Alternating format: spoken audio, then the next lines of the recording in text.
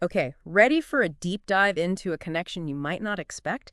We're talking autism spectrum disorder and something you may not have heard of before. It's called dysautonomia. Yeah, it's a mouthful. It is. But it affects, like some pretty basic stuff that we all experience. Yeah. Heart rate, temperature, digestion.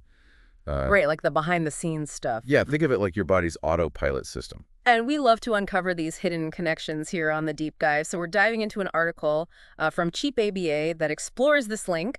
And just a quick heads up, we're going to be sticking strictly to the science in the article itself today, not getting into any broader discussions about ABA therapy. Yeah, absolutely. Yeah. Just the facts here. So let's start with the basics. Yeah. What is dysautonomia? So dysautonomia, it's essentially a glitch. It's like a glitch in your body's autopilot system. Yeah. That system that we just talked about. It controls all those automatic functions we take for granted. And when it goes haywire, it can, it can impact everything from your heart rate to your digestion to how well you regulate temperature. Like your internal systems are working off a different set of instructions. Yeah, exactly.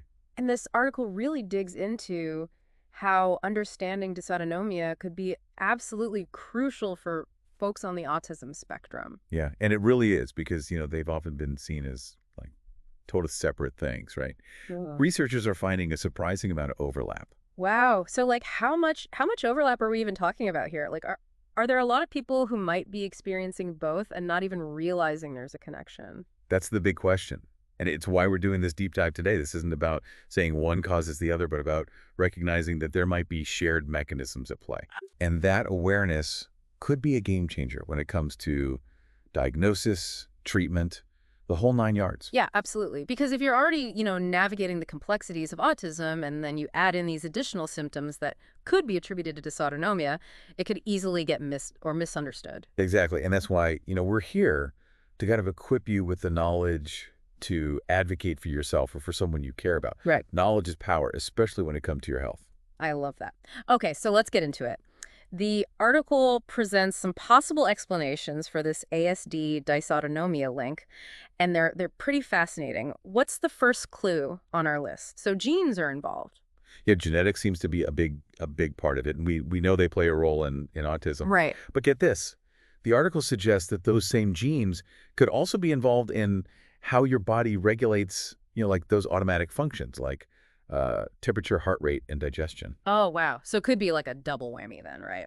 Yeah, it's like those genes are influencing multiple systems in the body, making some individuals more susceptible to both. Fascinating. Are there other pieces to this puzzle too? Oh, yeah, absolutely. Okay. And this is where it gets really interesting. So the article talks about how both conditions really heavily involve the nervous system, particularly the parts that deal with sensory input and social interaction, right? Okay.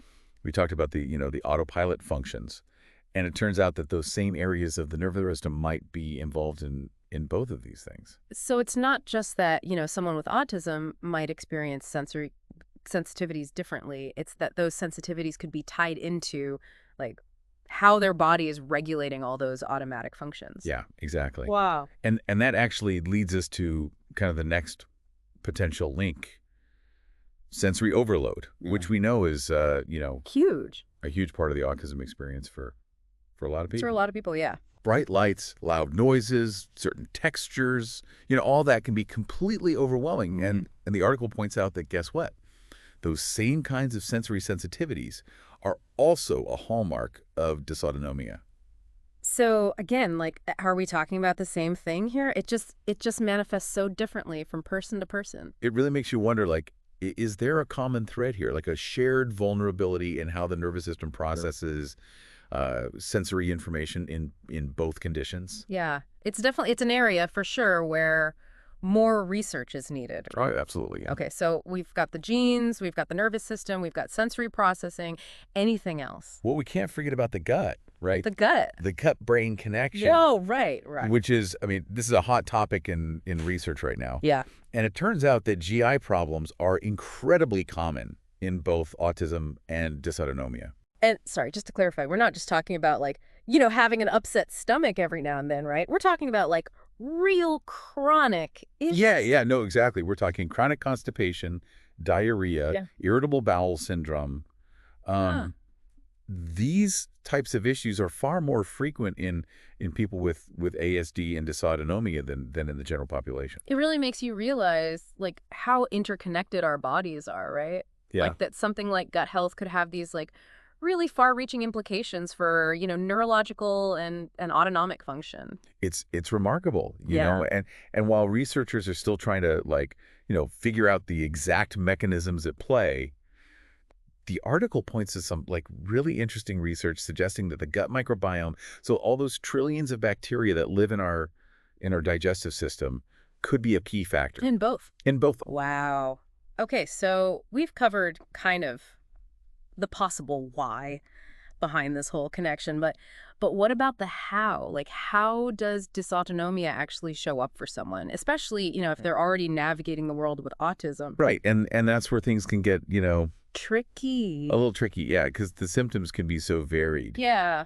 and often overlap with other conditions, right? Right, right.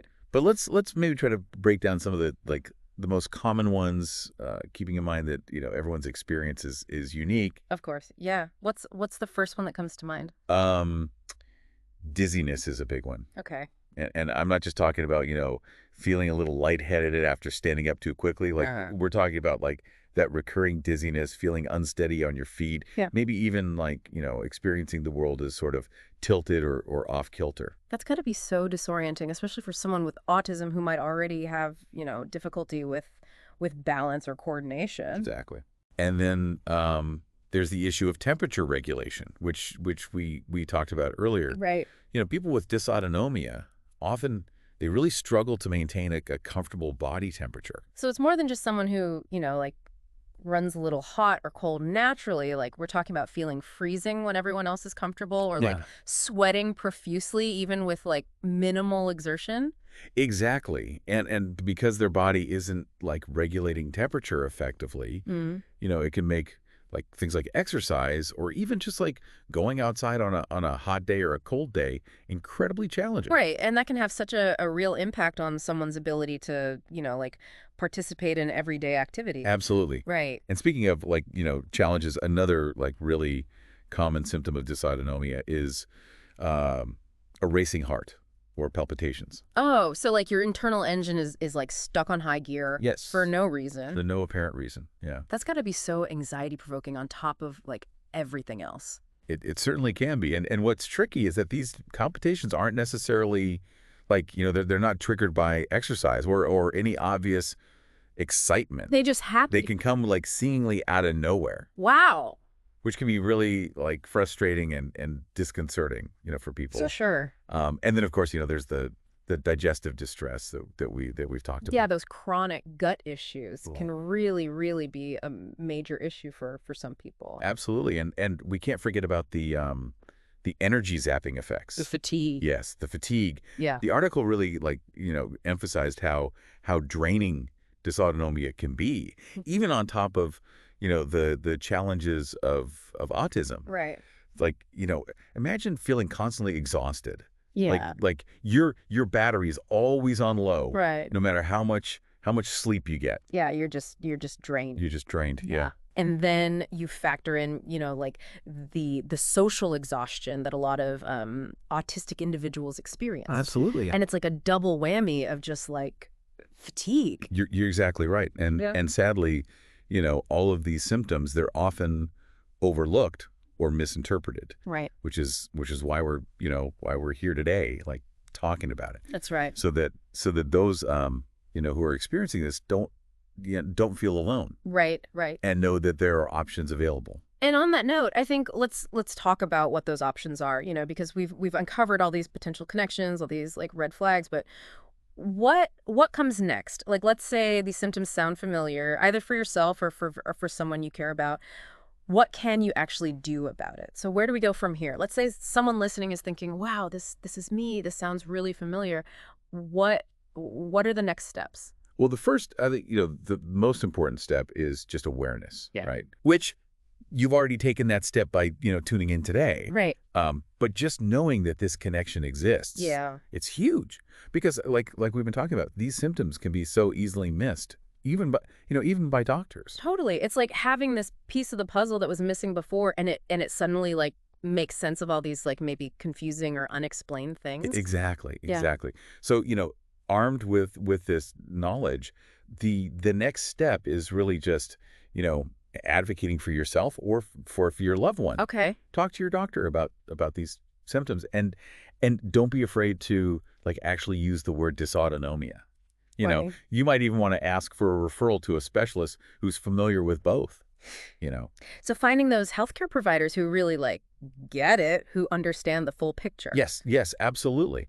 And you might be wondering about treatment options. Right. What can Mhm. we do? Yeah. And the good news is that while there's no magic bullet, there's no like one size fits all cure for dysautonomia. There are ways to manage the symptoms and improve quality of life. Okay, so what can we do? What kind of treatments are we talking about?